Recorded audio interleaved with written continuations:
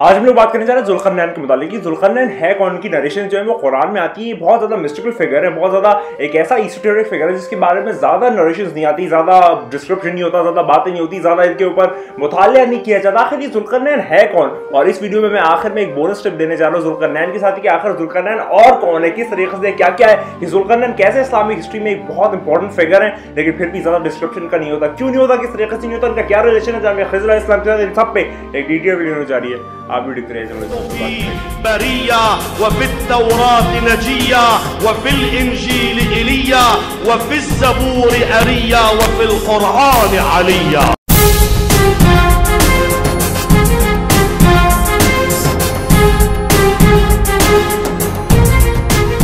बात का आगाज करते हुए आज हम लोग बात करने जा रहे हैं जुल्करनैन के मुतालिक। जुल्करनैन एक बहुत ज़्यादा मिस्टिकल फिगर है और एक बहुत ज़्यादा एसोटेरिक फिगर है अपने आप में, एक बहुत ज़्यादा एक इरफानी टाइप की शख्सियात हैं।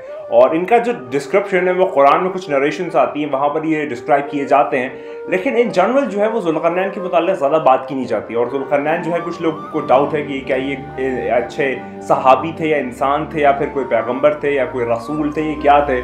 और इस टाइप के बहुत ज़्यादा जो डाउट्स हैं, जो बहुत ज़्यादा इनके ऊपर आप कह सकते हैं फ्लक्चुएशंस हैं आपके अकीदे की, वो होती है। लेकिन इन जनरल जो एक नरेशन मेरे सामने आज गुजरी तो मैंने सोचा क्यों ना आज जुल्करनैन के मुताल्लिक़ बात की जाए कि आखिर जुल्करनैन है कौन। और इस वीडियो में आखिर बात करूँगा कि आखिर एक जुल्करनैन एक स्पेशल बोनस टिप के साथ कि वो क्या है। ठीक है, बात का आगाज़ करते हैं तो एक रिवायत जो मैं आपके सामने आज पढ़ता हूँ और सुनाता हूँ, और ये बहुत ही ज़्यादा इंटरेस्टिंग रिवायत है।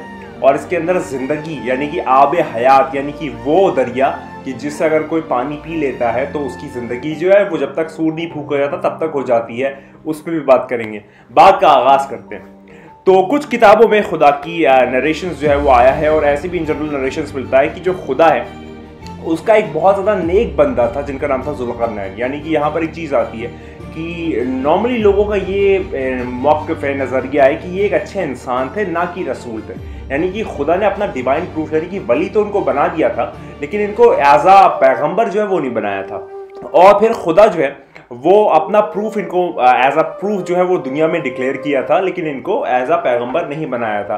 फिर अल्लाह ने इनको कुछ पावर्स दी थी दुनिया में और उस पावर के चलते जो है वो चीज़ें इनके फेवर में काम करती थी। यानी कि ये शायद नेक और साले बंदे होंगे और खुदा के बहुत ज़्यादा आप कह सकते हैं कि मारिफत रखने वाले होंगे, और खुदा ने अपना एज अ डिवाइन प्रूफ जब इनको बना दिया तो फिर इनको कुछ पावर्स दी और उस पावर्स के चलते जो है वो इनके फेवर्स में काफ़ी सारी चीज़ें जो हैं वो काम करती थी।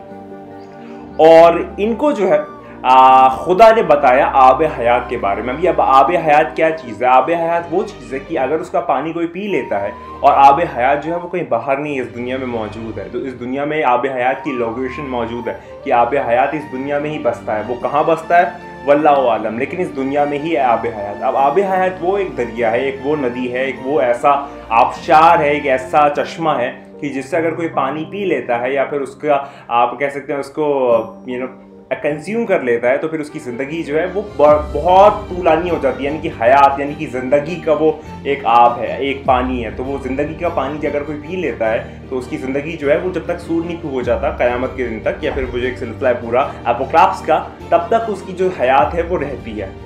कैसे किसकी रही है उस पर भी बात करते हैं। तो जब अल्लाह ने जुल्करनैन को आब हयात के मुताल्लिक़ बताया और उनके मुताल्लिक़ बताया कि डिस्क्राइब क्या करिए आब हयात क्या चीज़ है और कैसे है, और तो फिर यहाँ पर जुल्करनैन जो है वो इंथुजियाज्म के साथ, एक्साइटमेंट के साथ, दिलचस्पी के साथ जो है वो उसको ढूंढने निकले। और फिर वो ढूंढते ढूंढते एक जगह पर पहुँचे कि जहाँ पर 360 चश्मे थे, 360 स्प्रिंग्स थी, यानी कि पानी के 360 रिसोर्सेज थे वहाँ पर मौजूद थे। अलग अलग रिसोर्सेज जो थे वो उस लोकेशन पर मौजूद थे। ये वो लोकेशन है कि जहाँ पर एक आब हयात भी मौजूद है।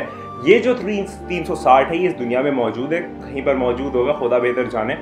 वो 360 जो आब हयात मौजूद है इस दुनिया में, उनमें से जो एक है वो आब हयात है। यानी कि आब हयात के 360 डुप्लीकेट्स हैं लेकिन उनमें से जो ओरिजिनल है वो एक है। तो जुल्करनैन ने क्या किया कि जुल्करनैन ने अपनी आर्मी के साथ वो वहाँ पर गए और अपनी आर्मी में उनके एक आप कह सकते हैं एक अच्छे मिनिस्टर या फिर एक अच्छे मुख्यमंत्री या फिर ऐसा कोई उनका एक सब कह सकते हैं एक मिनिस्टर टाइप की मिनिस्ट्री में थे। उनका नाम था खिज़र। जो खिज़र थे वो जनाब जुल्करनैन की आर्मी के एक पार्ट थे और एक इम्पॉर्टेंट कैरेक्टर थे उनके आर्मी के। तो फिर उन्होंने क्या कहा, उन्होंने सबको जो है वो एक मछली दी। जनाब जुल्करनैन ने सबको एक मछली दी और वो मछली जो थी वो मुर्दा मछली थी, यानी कि सबको एक मरी मरी मछली थी। यानी कि अगर 360 चश्मे हैं तो 360 जो है लोगों को उन्होंने लिया, जिनमें से एक जनाब खिज़्र थे, और सबको 360 लोगों को एक एक जिंदा मुर्दा मछली जो है वो दे दी। और देने के बाद कहा कि तुम लोग जाओ और इस मछली के साथ एक्सपेरिमेंट करो। कम से कम 360 में से कोई एक तो वो आबे हयात होगा कि जो खुशकिस्मत होगा वो आबे हयात को लोकेट कर लेगा, और जिसकी किस्मत में खुदा ने लिखा होगा वो आबे हयात को लोकेट कर लेगा। तो सारे लोग जो है वो 360 दरियाओं में गए और वो मुर्दा मछली लेके, और सब जो है वो ट्राई आउट कर रहे थे मछली को डालते, अगर वो जिंदा हो जाती यानी कि वो आबे हयात है, और अगर नहीं होती तो फिर वो नहीं है। और इसी तरीके से सब लोग कर रहे थे, अपना अपना जो एक्सपेरिमेंट है वो कर रहे थे। लेकिन यहाँ पर जो हमारे एक इंपॉर्टेंट फिगर है जनाब खिज़्र, जनाब खिज़्र जो है जब वो जाते हैं और वो जाने के बाद जो है वो जो मछली है, जिस तरीके से कहा था कि इसको डालना धुलना मछली को और फिर देखना, तो जब उन्होंने डाला तो वो जो मछली है वो ज़िंदा हो गई। यानी कि जब उन्होंने धोया उस मछली को तो वो मछली ज़िंदा हो गई और निकल के चली गई।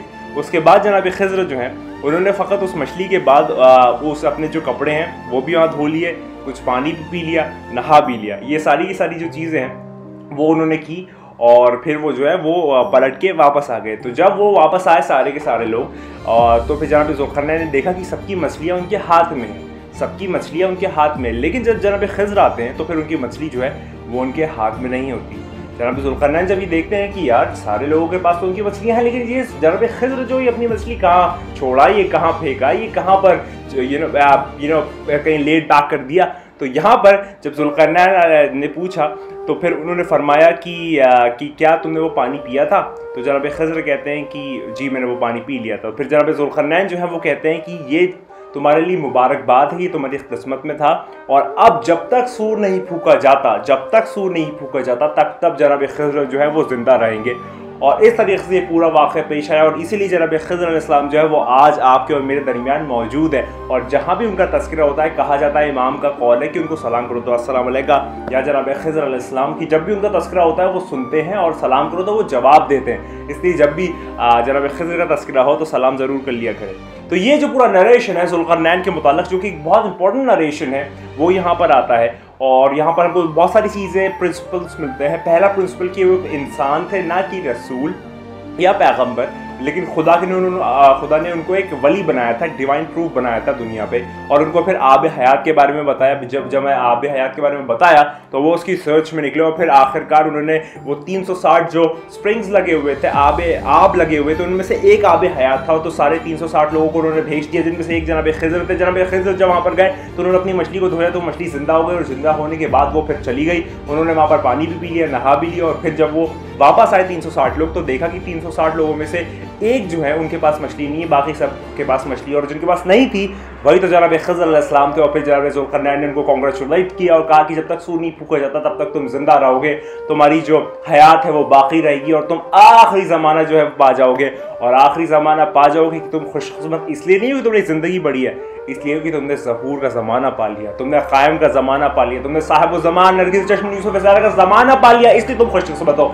और सोचिए आप कितने खुशकिस्मत हैं कि आपने आब हयात भी ना पी और फिर भी आप साहिब के ज़हूर के ज़माने में मौजूद है। आपने आब हयात चखी तक नहीं, फिर भी आप क़ायम आले मोहम्मद के ज़माने में मौजूद है। आपने आब हयात का जायका कभी टेस्ट भी नहीं किया, फिर भी जो है वो आप ये अपना ज़हरा के ज़हूर के ज़माने में मौजूद है। अगर आप फिर भी उनकी रियलिटीज़ को नहीं जान पाते, उनको मार्फत नहीं हासिल कर पाते, उनको सोच नहीं पाते, समझ नहीं पाते, तो फिर आपसे बड़ा बदनसीब कोई नहीं। जबकि आप खुश नसीब है, लेकिन आपने अपना खुद अपने कारोबार से, अपने तरीक़े से, अपने चाल चलन से, अपने जो जिंदगानी है उसको बदनसीबी की तरफ ले गए, जबकि वो खुश नसीबी थी, क्योंकि आप आखिरी ज़माने में मौजूद है। मैं और आप आखिरी ज़माने की जनरेशन है ना, मैं और आप आखिरी ज़माने में ही जी रहे हैं ना, ऐसा ही है ना, इसके अंदर कुछ शक व शुबा ना रखिएगा। अभी मैं कल ही किसी से बात कर रहा था कि आपको क्या लगता है कि ज़हूर कितना नज़दीक दर है, तो वो कहते हैं नहीं मैं इस पर बात नहीं करूँगा। मैंने कहा फिर भी बताइए, अगले 50 साल, 100 साल, 500 साल, 1000 साल, उनका जवाब देते ही नहीं बन रहा था उनसे, क्योंकि वो मौला को सोचते ही नहीं है। ऐसे में जनरल अपने अवाम में देखता हूँ लोगों को